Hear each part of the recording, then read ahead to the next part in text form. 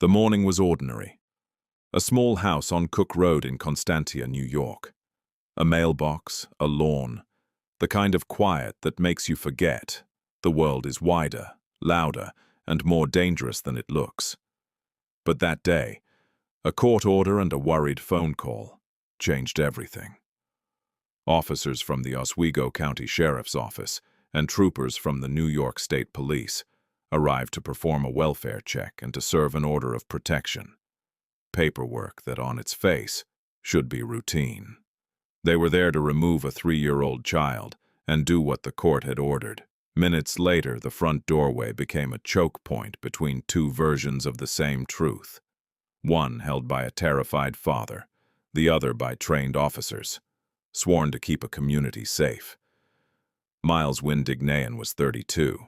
Friends and family describe him in fractured ways. A dad who loved his boy.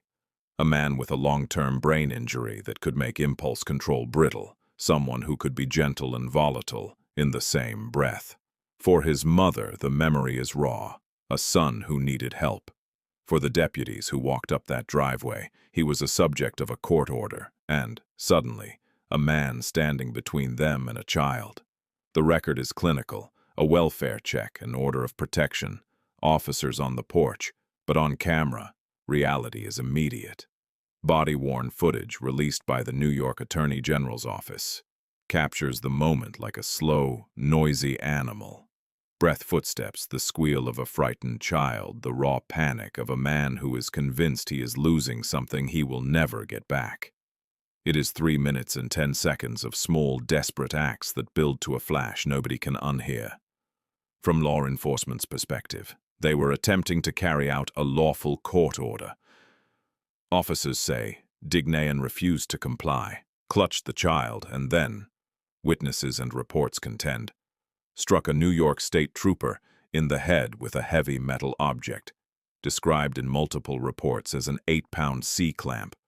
According to the sheriff's office, a taser was deployed and failed to neutralize the threat. In the chaos, the deputy feared for the trooper's life and his own. Minutes of panic accelerated into a split-second decision. Shots were fired. Dignean collapsed and was rushed to a hospital, where he later died. From Dignean's family and advocates, the scene looked very different. That's hard. Yeah, go 5,000 miles down like that. Feel it. That's fucking... Oh, I can see it. That's like... So I got your mom coming up.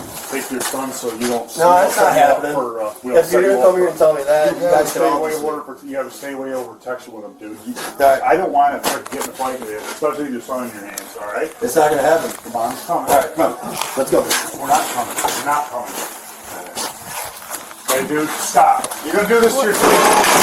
You're going to do this to your son. Hey!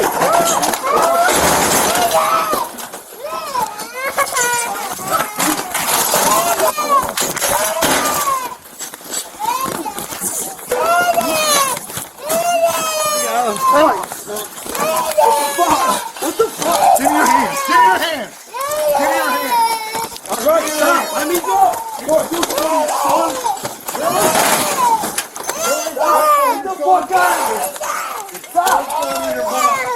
Stop my mother.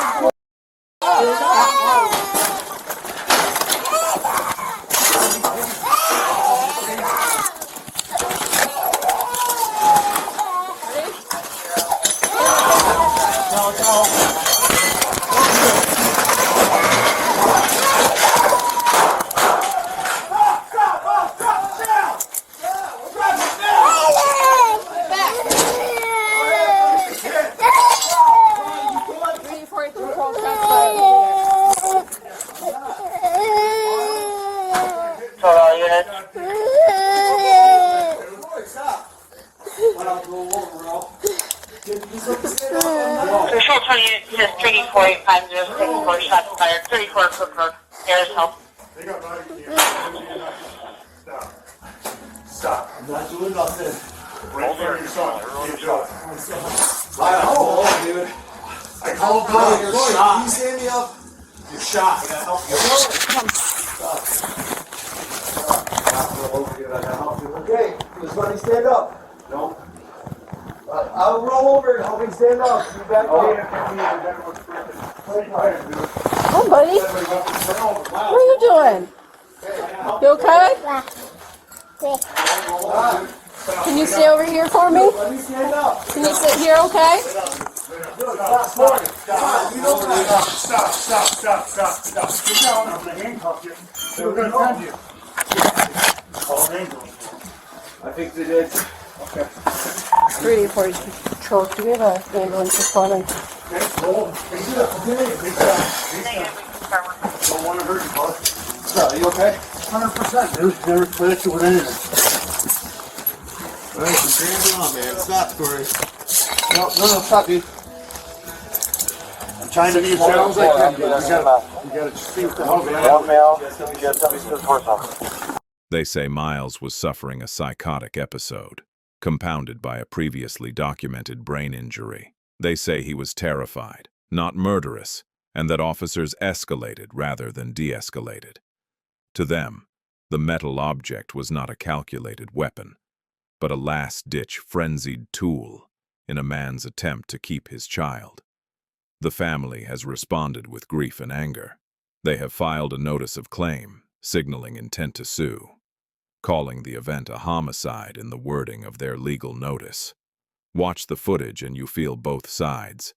The trooper staggering after a blow, the deputy's tactical training clashing with the human reflex to protect. You hear cries, commands, a man's panic. You also see a child in the frame, a small injured audience to an adult drama that consumes and then destroys the man in its center. Those frames are what the Office of Special Investigation, OSI, will read, replay, and weigh against statute and precedent. And then the instant that will define the rest of this story. A deputy fires. 2 rounds, the sheriff's statement says. A man falls. The bright clinical world of policy documents is knocked sideways by the blunt force of a private tragedy. Questions erupt like sparks. Was lethal force necessary after a taser deployment? Did the officers have clear, immediate reason to believe the trooper's life was in imminent danger? Could another tactic, distance, time, specialized mental health response, have changed the outcome? Or did minutes feel like years in that doorway, leaving no feasible alternative? Those are the exact questions OSI is legally tasked to answer. The funeral and the sign on the roadside, "The cops just killed my son," become part of the public canvas. Protests and comment threads bloom. For a community, a simple welfare check turns into a referendum on training, mental health response, and the use of force. For a family, it is the worst possible result of a system meant to protect.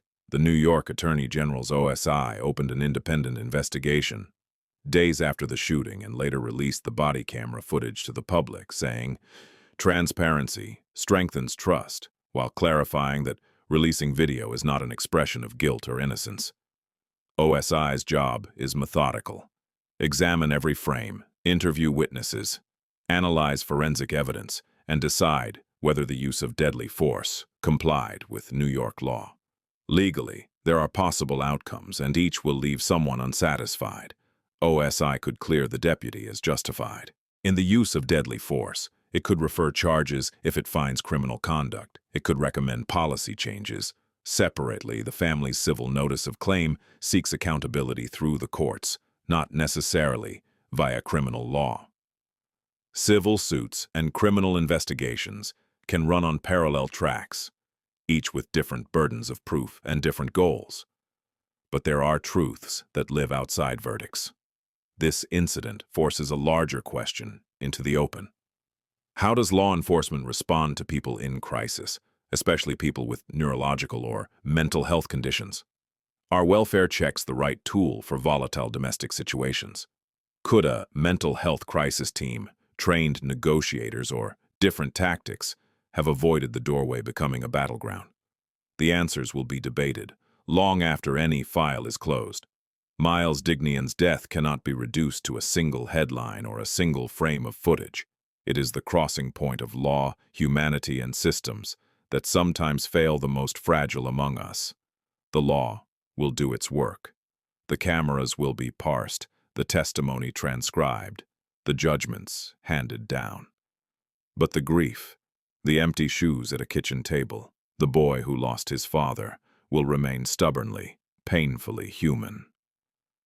As you watch the footage, read the reports, and weigh the arguments, remember this: behind every procedural phrase is a life.